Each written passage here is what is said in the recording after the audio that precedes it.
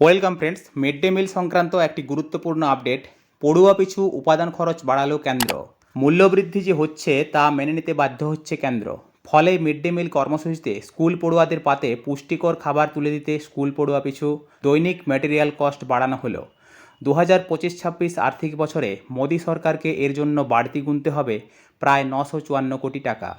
বৃহস্পতিবারই এই ঘোষণা করেছে শিক্ষামন্ত্রক। তবে একই সঙ্গে এই প্রসঙ্গে রাজ্যগুলির কাছে কার্যত একটি বেনজির আর্জিও জানিয়েছে শিক্ষামন্ত্রক। তাতে বলা হয়েছে যে রাজ্যগুলি চাইলে তার নির্ধারিত শেয়ারের তুলনায় এক্ষেত্রে বেশি অর্থ দিতেই পারে। শিক্ষামন্ত্রক জানিয়েছে উপাদান খরচের এই পরিমাণ ন্যূনতম বাধ্যতামূলক রেট, কিন্তু রাজ্যগুলি চাইলে বেশি টাকা দিতেই পারে। এমন বহু রাজ্য আছে যারা এটি করে থাকে, যদিও রাজ্যগুলির নাম উল্লেখ করেনি শিক্ষামন্ত্রক।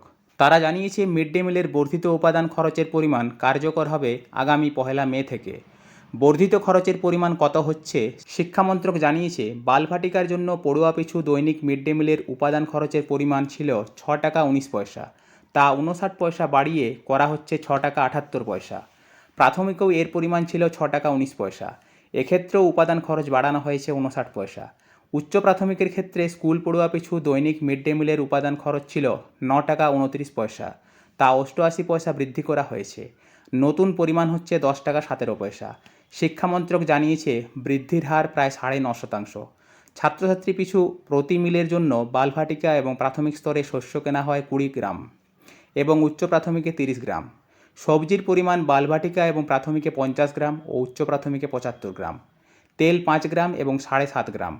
বাকি মশলাপাতি এবং জ্বালানির ব্যবহার হয় চাহিদা মেনে। শিক্ষামন্ত্রক জানিয়েছে শ্রমমন্ত্রকের কনজিউমার প্রাইস ইন্ডেক্স মেনেই সিদ্ধান্ত নেওয়া হয়েছে।